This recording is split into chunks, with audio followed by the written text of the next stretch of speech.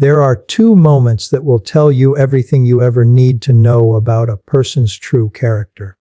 Not their words, not their promises, not the way they behave when everyone is watching, when the stakes are low, when being kind costs them absolutely nothing. Two moments. That's all it takes. And once you know what they are, you'll never be fooled by charm again. The first moment is how someone treats you when they're angry. The second is how someone treats you when they no longer need anything from you. That's it. That's the whole test. And if you've spent any amount of time loving a narcissist, you already know, deep in your bones, exactly how devastating the answers to those two questions can be. Because you lived inside them for years without ever realizing you were being tested at all. Let's start with anger, because this is where most people get fooled the fastest and where narcissists are most skilled at disguising exactly who they are. Everyone gets angry. That's not the test. Anger itself tells you nothing about someone's character, because anger is a universal human emotion. One of the most basic responses we have to feeling hurt, threatened, or frustrated. The test isn't whether someone gets angry. The test is what they do with that anger once it arrives. A person of genuine character, even in the heat of frustration, still has boundaries around how far they'll go. They might raise their voice. They might say something they regret.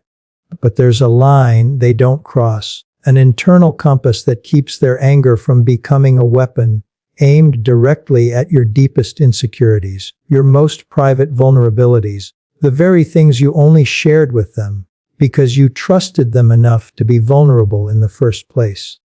A narcissist has no such compass, because for a narcissist, anger isn't just an emotional response. It's an opportunity. It's the moment the mask slips just enough to reveal something underneath that charm and charisma have been carefully hiding all along. A willingness, even an eagerness to hurt you in the most precise, calculated way possible, using exactly the information you gave them in your most trusting, unguarded moments. Think about it. Think about the specific things that got said in the worst arguments of that relationship. Not generic insults, not vague criticism. Precise, surgical strikes aimed at the exact things you were most insecure about, the exact wounds you'd shared with them in confidence, believing that vulnerability would bring you closer together rather than hand them a weapon they'd eventually use against you.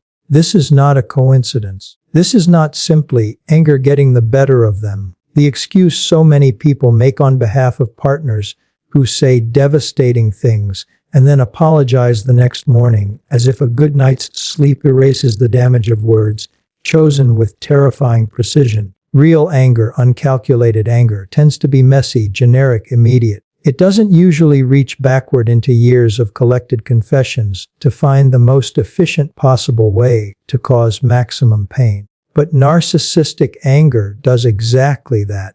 Because somewhere in the back of their mind, even during the relationship's warmest, most loving moments, they were collecting, filing away every insecurity you mentioned, every fear you confessed, every soft, unprotected part of yourself you revealed because you believed you were safe enough to be fully known. And all of that collected information becomes ammunition the moment they feel even slightly threatened, criticized, or inconvenienced. This is why the anger of a narcissist feels so uniquely devastating compared to ordinary human anger. It doesn't just hurt in the moment. It retroactively poisons every vulnerable conversation that came before it, because now you understand, with sickening clarity, that every time you opened up, you weren't building intimacy. You were handing over intelligence that would eventually be used against you. And here's the part that takes even longer to fully understand.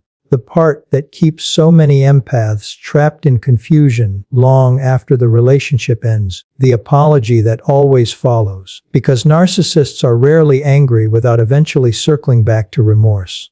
Tears, promises, sometimes even genuine, seeming grief over what they said. And this remorse is precisely what keeps so many empaths hooked, convinced that the anger was an aberration, a moment of weakness quickly followed by real accountability, real regret. Real proof that this isn't who he truly is. But watch closely, because here's where the actual test reveals itself.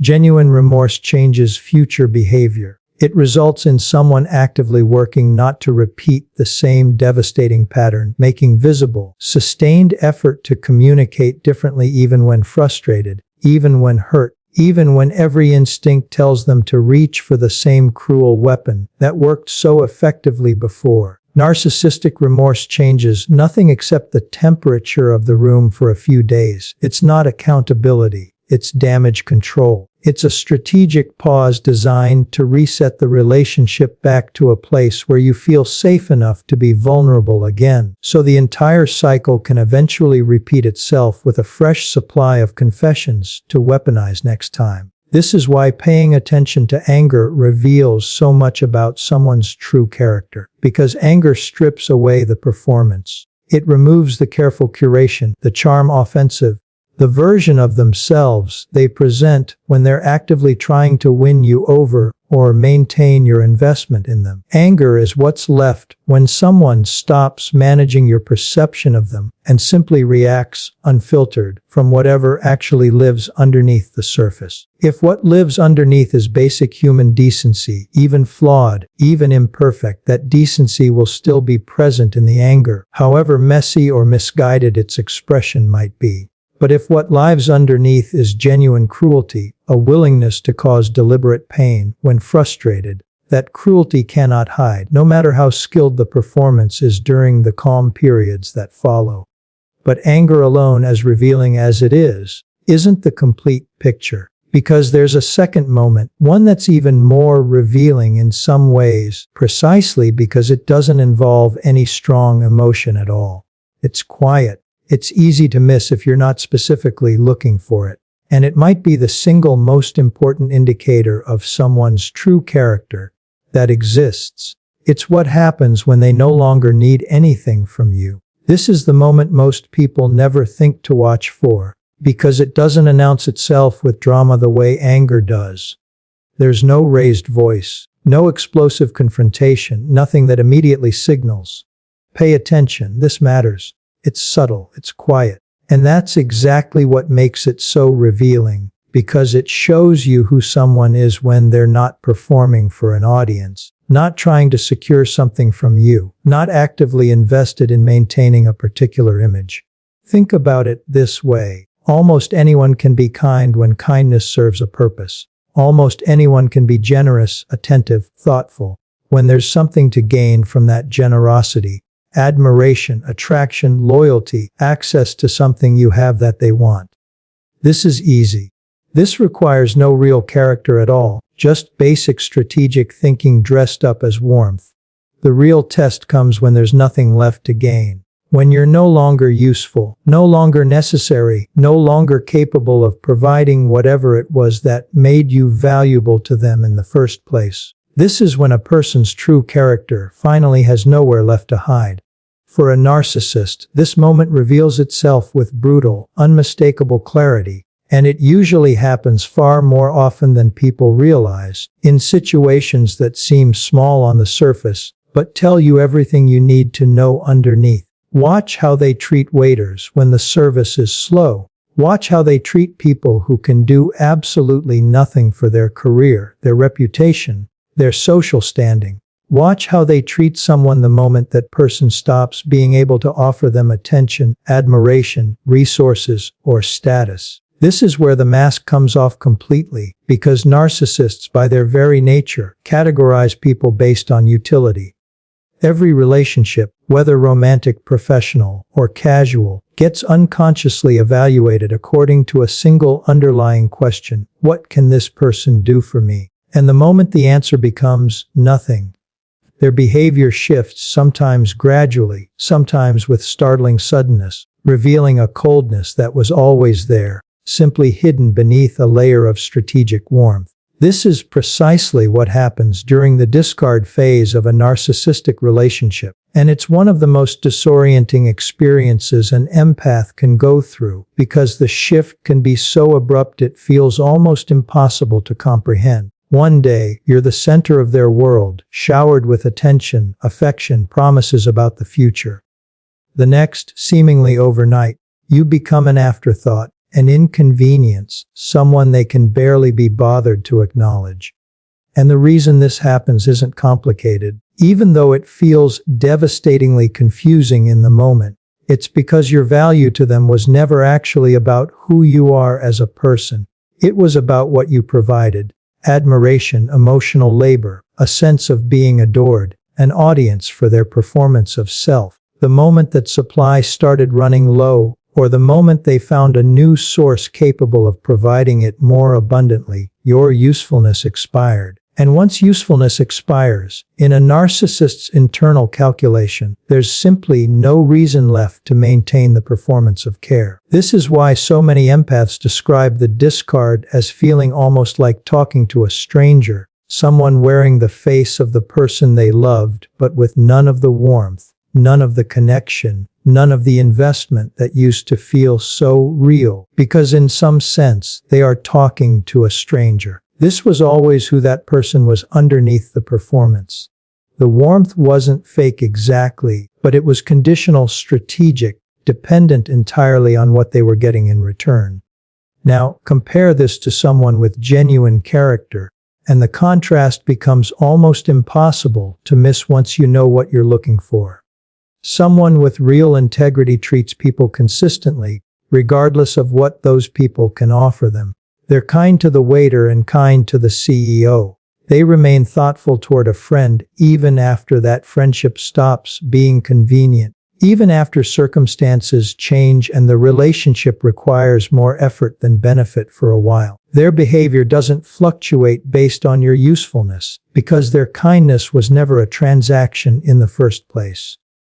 It was simply who they are, expressed consistently whether anyone is watching, benefiting, or reciprocating. This consistency is perhaps the single most underrated quality a person can possess, and it's exactly what narcissists are constitutionally incapable of sustaining, no matter how convincingly they perform it during the idealization phase. Because performance, by its very nature, requires energy, motivation, a reason to continue. And once the reason disappears, once you stop providing whatever narcissistic supply first drew them to you, the performance simply cannot sustain itself. It collapses, sometimes gradually, sometimes overnight, revealing whatever was underneath all along. This is why the second test, watching how someone treats you once they no longer need anything from you, is often even more revealing than the anger test, because it removes not just the mask of charm, but the mask of investment altogether.